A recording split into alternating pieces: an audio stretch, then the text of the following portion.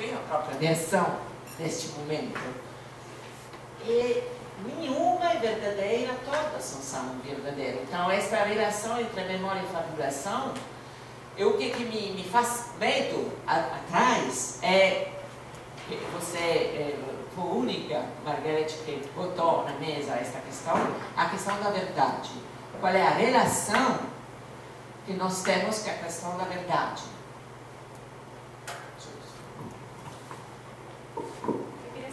Que isso também foi uma questão que eu fiquei na fala da Margarete, eu queria ouvir ela um pouco mais sobre isso, sobre a questão da, como tu colocou, que a fabulação ela pode se aproximar de uma verdade com o sonho, enfim, eu queria ouvir um pouco mais sobre isso. Eu só queria conversar um pouquinho com você sobre essa questão da saudade, né? Eu acabei de fazer um curso sobre a fenomenologia da saudade, mas era dentro da literatura portuguesa. Né? Mas aí tem um teórico muito voltado para essa questão da saudade, que é o Eduardo Lourenço.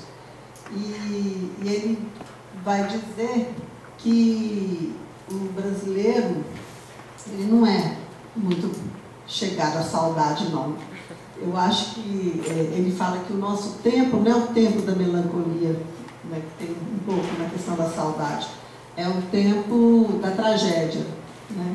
E eu acho interessante pensar o brasileiro como trágico, talvez pensar essa ideia também do brasileiro sem memória, no sentido de que ele não está tão preocupado com essa patrimonialização do passado, de ficar, digamos assim, vivendo em função de, né, mas ao mesmo tempo está sempre se atualizando, né, e sempre com uma potência de pensar o presente, de, tudo bem.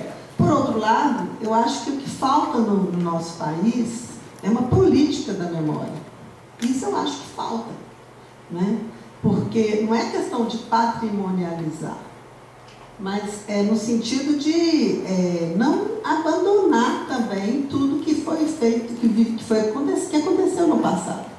Eu acho que, nesse sentido, o nosso papel enquanto intelectuais realmente é de trabalhar pela salvação, digamos assim, uma palavra mais ampla, a salvação do passado, né? No sentido, não um passado inerte, mas no sentido de um passado que pode ser ativado, né, para uma determinada política, né, para aquilo que realmente do passado ficou. Eu acho que a gente está vivendo agora um momento muito perturbador. Eu, inclusive, assim como professora de literatura, eu voltei a dar aula sobre a ditadura, literatura da época da ditadura. Os escritores voltaram a escrever sobre isso, sobre esse período. Não é à toa, né? Isso por quê? Porque estão vendo uma necessidade no presente, né? Estão sentindo, não é porque eles estão querendo, saudosistas, querendo voltar e pensar o passado e tal, resgatar no sentido de, né? É no sentido de, poxa, estamos num momento de perigo, deixa as pessoas tomarem conhecimento de que já aconteceu, né? É necessário que essas pessoas, que isso venha novamente à memória, né? E eu acho que aqui no Brasil, infelizmente, não existe essa política da memória, né? Mas, ao mesmo tempo, eu acho que muitas vezes é bom esquecer também, eu não tenho muita clareza de como lidar com isso. Como ser trágico, que é uma aceitação também, né, do que a vida nos dá, mas, ao mesmo tempo, é necessário que a gente volte também, né, ao passado. Não com saudade, propriamente, mas nem com essa melancolia que normalmente está ligada à questão da saudade, mas como uma forma de perceber o que do passado que ainda está aqui no presente e que significa um problema. Bom,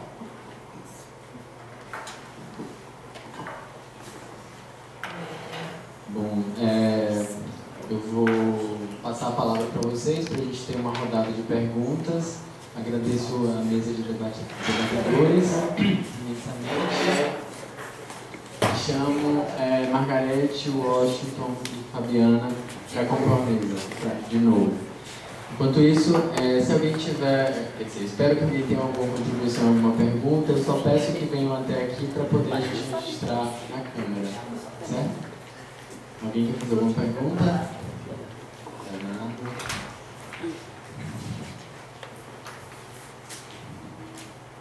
Washington, quer vir? Pega uma mesa. Trabalhar, Washington, trabalhar. Bem, boa tarde. Eu tinha prometido que eu não ia fazer pergunta, porque eu perguntei ontem, debati hoje de manhã, mas eu não consegui. Tá?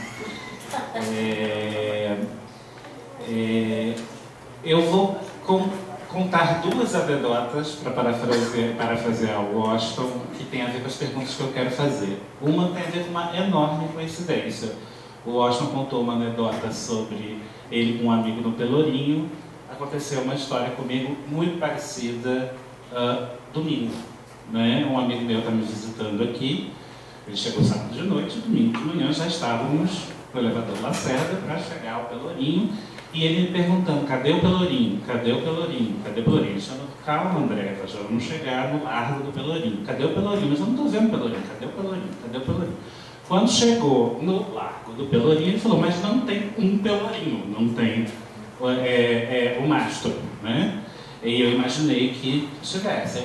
Existe uma... Não é uma pessoa acadêmica, né? Um ator, roteirista, que né, não fez mestrado, não fez doutorado, não está nessa pegada acadêmica. Eu falei, olha, existem discussões sobre isso, né? Sobre como essa memória do sofrimento foi apagada, né? De certa forma, e um espaço de celebração foi colocado no lugar.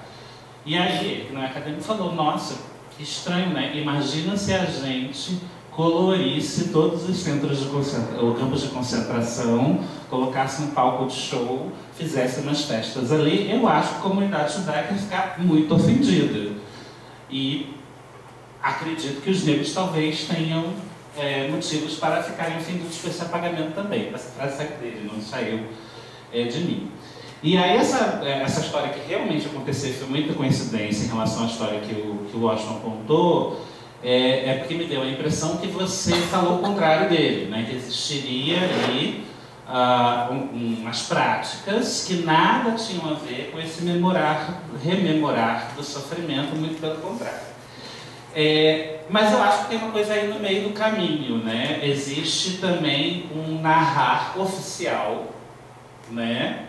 E que intervém no território, que é ligado às esferas de poder, a discursos oficiais, ao Estado, né, aos governos, etc. Tal, que é o que faz com que o Pelourinho, é o que também faz com que o Pelourinho tenha sido colorido com todas as cores do mundo na década de 90 e se transformar num espaço lido como festa, né? E talvez, né, enfim, estou falando do olhar de alguém que acabou de chegar em Salvador, ainda tem um olhar de turista, o André tinha um olhar de turista, né? E talvez não haver uma memória do sofrimento é apenas porque não houve meios institucionais para que essa memória do sofrimento fosse validada como memória possível, né? E aí eu queria que você comentasse um pouco isso. Né? E te pergunto respeitosamente se você não acha que há um certo essencialismo de achar que os negros têm uma forma específica de memorizar e rememorar e contar a sua história, tá? Isso é a primeira coisa. A segunda coisa que eu escrevi aqui, a palavra esquecimento, que eu acho que foi a Margarete que falou, né? Na questão, o esquecimento estava ligado a isso, né? O que foi propositadamente esquecido nessa narrativa oficial do Pelourinho, digamos assim. Mas o Washington também falou em algum momento, e acho que a Margarete comentou quando falou, né, da questão da contradição entre existir o termo história oral e literatura oral, né? E nas conversas de laboratório, teve um momento que ele falou sobre isso, que era super compreensível, eu até comentei o fato de eu trabalhar com cinema, né? Do quanto alguns trabalhos, ao falar de música, transcrevem o texto da música, e não falam da música em si. O aluno que está trabalhando com um filme tal, ele transcreve os diálogos e não entra na linguagem própria do filme. Mas eu acho que isso não é dizer que, que cinema não é literatura, né? Talvez existam literaturas, né? Isto é, várias formas de Deus, vários registros, como a Margarete falou. E aí eu queria que, eu acho que todos da mesa podem comentar, porque todos de alguma forma falaram sobre isso, escrito no corpo, do corpo, né? Eu acho que eu parto do pressuposto que texto não é sinônimo de escrita e que existem diferentes tipos de textos, né? Escrita alfabética não é sinônimo de texto. E aí, dentro da literatura comparada, né, a Raquel me corrige, né, eu estou no mestrado e doutorado de literatura comparada, mas, enfim, eu não sou formado em linguística e letras. Toda a história da literatura comparada é uma história que vai ampliando a noção de texto, né? Você começa com, só pode comentar autor alemão comparado com autor alemão. Aí depois, não, a gente, quem sabe, pode comparar autor alemão com autor francês.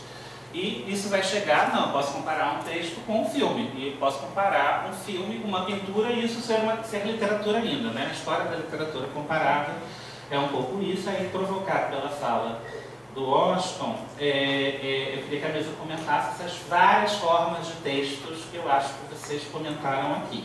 E finalmente a segunda anedota, né? Eu não me lembro que programa escrever, quem era o psicanalista que estava falando, mas eu nunca esqueci essa cena de um dia que eu liguei a TV, tinha um psicanalista falando das diferenças da psicanálise na Europa e das diferenças da psicanálise na América Latina. Que o paciente europeu está sempre falando do passado, ele se define a partir do passado. Numa coisa muito literalmente freudiana, né? O que a minha mãe fez, o meu pai fez, a minha memória da infância, né? É aquilo que foi. E que o paciente latino-americano estava sempre se definindo pelo que ele queria ser e ele ainda não é.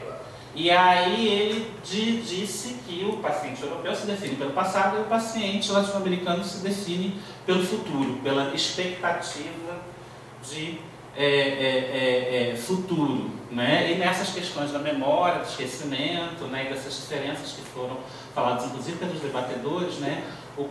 A palavra saudade que aí apareceu, né? O quanto talvez, né? Por uma questão que tem a ver com ideais de modernidade, ideais de desenvolvimento, de se sentir desenvolvido numa escala macro, o quanto a gente tem que estar falando sobre a possibilidade de ser algo no futuro, tanto na esfera macro quanto na esfera das subjetividades também, tá? Obrigado. Desculpa esse louco.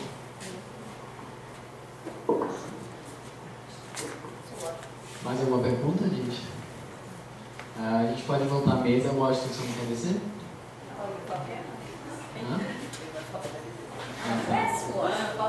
Não, não pode, porque a gente vai gravar a memória. Você trabalha com arquivo? Mas grava tudo depois, ninguém vê isso. Vê sim. Vê sim. Muita coisa gravada. Vê sim.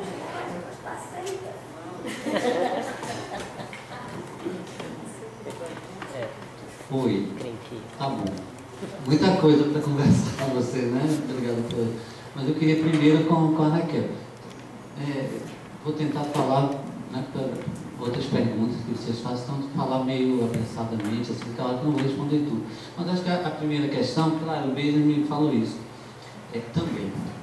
Ele falou também. É o lado mais bonito dele. Mas você pode encontrar outras coisas que é extremamente explorada nas academias, na academia brasileira, que é esse outro Benjamin da experiência, da perda da experiência, não é? Foi tristemente jogado, desenvolvido, né, por Agamben, também, um modelo horrível de perda de experiência, que as pessoas estão perdendo a experiência. Então, eu comecei a ter uma relação meio ambígua com esses textos, né? Porque nós estamos vindo no laboratório, né, de uma longa conversa, né, que é uma provocação que eu tenho feito, é que se tivéssemos tempo, deveríamos discutir a questão de que você retoma em dois momentos, de uma teoria do sujeito, não só enquanto indivíduo, mas também como coletivo. Então, a memória. assim como está escrito, quando eu vejo memória sobrevivindo, parece que está linkada com uma ideia de sujeito individual e coletivo, que hoje, por exemplo, só já respondendo alguma coisa, grande parte do movimento negro não só retoma, né? Quer dizer, nós tivemos uma experiência, a memória dessa experiência precisa ser retomada e que se caracterizaria por essa coisa que eu tenho brincado, que é um lugar de fala, a experiência como alguma coisa, um conjunto de repertório que vai ser adicionado, que tanto faz, mas que permite a fala, né? E o que eu tenho falado sempre, tanto desse sujeito individual como coletivo, agora, né, retomando, como lugar de falha. Então, a experiência, o relato não isso decorre, né, é derivado imediatamente de uma experiência, mas pelo menos para tentar uma negociação, há um processo de fabulação em relação a isso, né? Com meus colegas de literatura também é a mesma coisa, né? A análise da literatura, confessional, tal, né? Sempre está com essa ligação muito, né, que algumas coisas tocam com que realmente a fala de Fabiano foi maravilhosa. A gente fica sempre procurando como, né, entrar em contato com isso. Mas, então, eu procuro ver que há uma falha em relação àquilo que se viveu, e a gente não tem palavras, a gente ficou aqui tateando, não foi? Atualização, retomada, não sei o que, né? Mas é alguma coisa que, pelo menos, aí sim que o Benjamin fala também, em alguns momentos, nos melhores momentos, que é essa questão do presente, que eu coloco, então, a historiografia também como voltada a partir do presente. Mas o que me preocupa em minha palavra inicial, como uma coisa que você acabou falando no final, é que há um certo messianismo em relação a salvar a memória dos outros. Está entendendo? E desculpa, eu não tenho nada a ver com a memória dos outros, muito pelo contrário, eu respeito muito. Eu, enquanto professor de história, enquanto pensando a narrativa da história, eu acho que eu estou produzindo alguma coisa muito específica e que é muito pequena junto de todo um grupo de pessoas que acionam outras formas que não são menores, nem piores, nem iguais. E nós fazemos um trabalho político, sim, nós fazemos um trabalho político, mas eu acho que os outros também fazem, entende? Então, eu não sei se a minha é melhor. Eu também retomei a ditadura militar, Paula sabe disso, né? Eu disse, não, vou trabalhar isso, e fiquei aí 3, 4 anos, ainda estou trabalhando com isso. Mas eu fiz uma experiência, eu pedi que os alunos falassem com os pais sobre ditadura militar. Ok, como assim? Não, foi bom, era seguro, e até tem um ali com o físico também veio revoltado que visitou, sei lá, um tio, alguma coisa, e eu tentando dizer, mas as pessoas têm essa memória do confronto, da opressão, é nossa, de um extrato. Infectar, infelizmente, também, mas a gente se vê como as coisas se dão. Eu pergunto a minha mãe, e ainda tem, né? Tinha segurança, não tinha, né? Não é? Então é uma briga, por isso nós, enquanto historiadores, né, na teoria literária, na literatura, viu que queria tomar, eu também retomar, mas eu tenho que pensar que nós estamos num confronto, ok? A nossa historiografia da ditadura militar é diferente da memória da maior parte da população da ditadura militar. Isso é com certeza, está aí, né? Então, assim, eu não sei se de onde nós produzimos, se tem algum efeito nessa outra, né? Porque nós produzimos livros, produzimos seminários, né? A gente faz os seminários, são as mesmas pessoas que sempre aparecem, universitários, tal. Ótimo, trabalho com eles, com os alunos, nós estamos ali, mas ainda é uma minoria, um país enorme, né? Que as pessoas estão vivendo as suas vidas e nossos livros não chegarão, nossas falas não chegarão.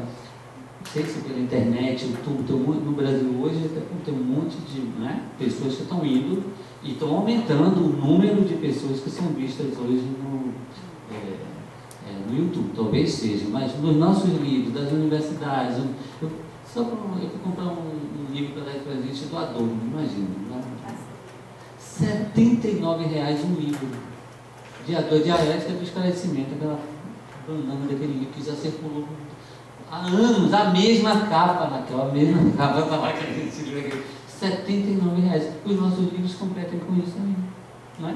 Mais falas, mínimos. Então, eu tenho uma postura, não sei, pode ser que seja meio militante, anarquista, eu não tenho essa ideia do messianismo. Então, eu faço. Salvar para mim é usar. Sim. Salvar no sentido de usar. Sim, é isso. Então, mas eu também respeito as pessoas, aí você tem razão. Quem não lembra, ou que não quer lembrar, ou que esqueceu, isso também faz parte dessa coisa. Com relação aqui, meu amigo, assim, veja só, eu não falei os negros, né? Eu falei no Pelourinho, na Bahia, né? Aquilo ali foi colocado, foi transformado num lugar de uma potência absurda, né? E aí eu só queria discordar, mas você fez você fez minha culpa, estou chegando agora, eu estou chegando agora, não precisa de valor. Mas o processo não foi esse, não. Acho que foi, dentro das circunstâncias, foi uma opção mesmo daquelas pessoas que estão ali, entendeu? E que transformaram aquilo numa. Porque não é só festa, não, tem uma coisa ali um corpo, inventou-se um corpo ali, né? Poderia ter sido outros caminhos. Né? Então, não estou essencializando que são os deles, mas ali no Pelourinho a experiência que nós vivimos foi essa. Né? E, inclusive, tinha um Pelourinho, e o Pelourinho foi tirado dali, foi para o terreiro e depois sumiu. E aí coloca umas, claro, tem toda uma cosmética, não é isso? Que é colocado ali. Mas, de qualquer maneira, por esquecimento, por querer esquecer, por falta de memória, o que seja, não é?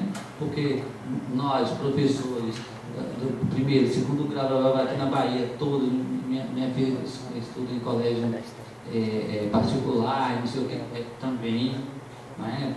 Está lá falando Pelourinho, a doutora, o que seja, mas a opção foi transformar aqui num local de uma outra potência. Não é? Eu acho que eu procuro aprender com isso. Não é? Então, não é. Embora, aí você mesmo sabe disso, que uma parte hoje do movimento negro tem um outro tipo de procedimento que eu também entendo, não é? De trazer a memória, da dor, não é? E tem até uma coisa que eu poderia, não sei, as canções que foram produzidas lá trazem essa dor. Você pega um repertório do Olodum, por exemplo, falando muito dessa, né? De todo esse período, fala muito dessa dor, mas é festejando, é dançando, é uma coisa jubilosa, entendeu? Do corpo, da potência. Então, não sei se isso é contradição, se é certo ou errado, mas é o que colocar. Tinha uma outra questão sua, mas eu acho que não lembrei, foram muitas questões que você colocou. Mas tem Você tinha alguma segunda questão? Da história oral e literatura oral. Da história oral e literatura oral. Ah, sim. Tá. Aí tem um problema, que é um problema, digamos assim, um problema francês. É preciso, eu acho, que é preciso hoje se falar, fazer uma crítica à teoria francesa como se espalhou nas universidades, entendeu? As pessoas citam, por exemplo, não, porque Derrida quer dizer o quê? Entendeu? Não, mas porque Deleuze... Não há crítica nas academias brasileiras do pensamento francês. Isso é uma coisa, desculpa, é ridícula. Quando você fala assim, eu vou dizer, texto é texto, imagem é imagem. Simples. O problema é a gente soltar isso, soltar esse osso. Não é? Que tudo pode ganhar, que eu estava dando, mas não falar isso lá na sua.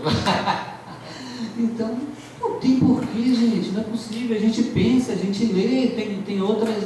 Mas, conversando com sempre com Fabiana, traz uma biografia muito, né, também diferente em relação.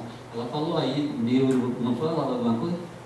Tem 1000 outras informações para a gente tratar. É preciso fazer a crítica em relação a isso. Não quer dizer que a gente não possa usar, não é isso? A gente usa, mas é preciso fazer uma crítica em relação a isso. E você coloca um problema. Eu acho um problema essa ideia de que tudo é texto. E a gente pode até localizar, né? Quando Derrida, entre outros, trouxe essa questão, mas para mim é um problema, né? Como você coloca, é um problema. E aí, essa coisa da oralidade que transforma em literatura, né? E você também colocou que é a mesma coisa, as pessoas estão lá, vão lá gravando, blá, blá, blá, blá. Mas a minha preocupação maior é que parece, e isso é uma questão que nós hoje temos que enfrentar no Brasil, parece que tirar da oralidade e colocar no texto é uma coisa grandiosa, que nós estamos fazendo, né? Salvando aquelas coisas ali.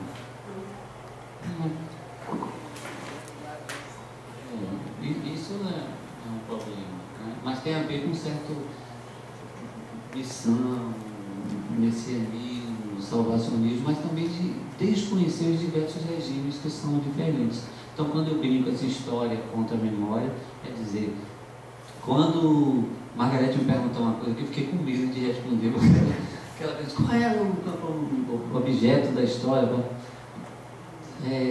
Margarete é uma pensadora. Então, né? Aí eu ia responder, mas o meu objeto é a escrita.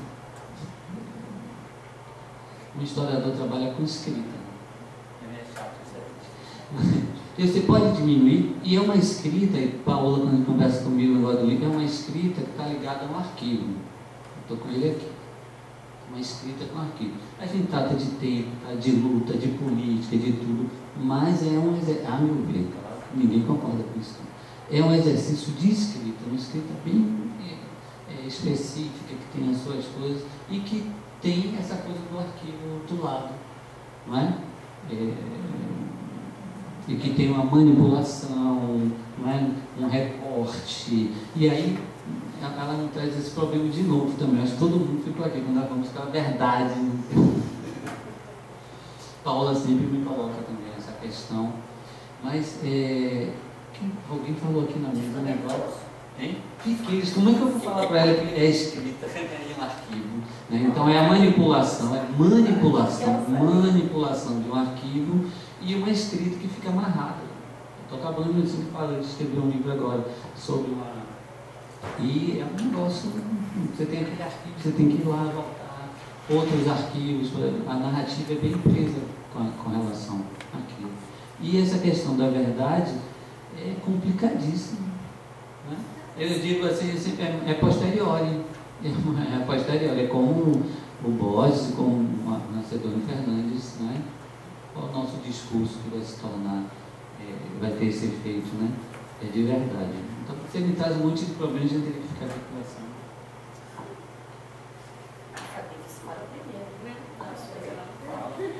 Bom, então eu vou falar uma coisa que é óbvia. Eu gosto muito dessas reuniões aqui, repetindo o que a Raquel falou, porque, embora a gente esteja do lado de cada mesa, é uma interação isso aqui, muito intensa.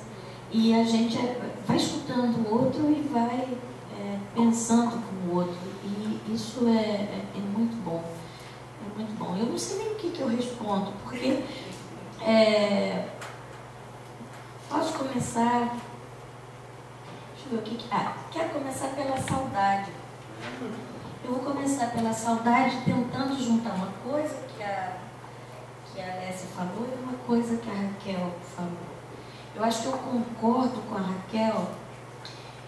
Isso eu já falei 30 vezes aqui, mas ninguém escuta também, Raquel. Eu acho que assim, eu concordo com essas interpretações. Eu não anotei o nome exatamente do pesquisador português que falou sobre a questão da saudade. É muito diferente. A palavra é a mesma, mas a sedimentação das experiências, das lembranças, das reminiscências, a gente não falou de nenhuma dessas famílias de palavras aqui, são muito diferentes entre Brasil e Portugal. Então, eu acho que tem uma coisa voltada mais para uma nostalgia, sim, na questão portuguesa. E eu gostei quando te ouvi falar do trágico, porque eu acho que, Alessia, o que a gente, no Brasil, quando a gente consegue falar que está com uma saudade de um momento, é porque para nós, ou pelo menos, vou dizer, para nós, 30% que somos universitários, dentro desses 30%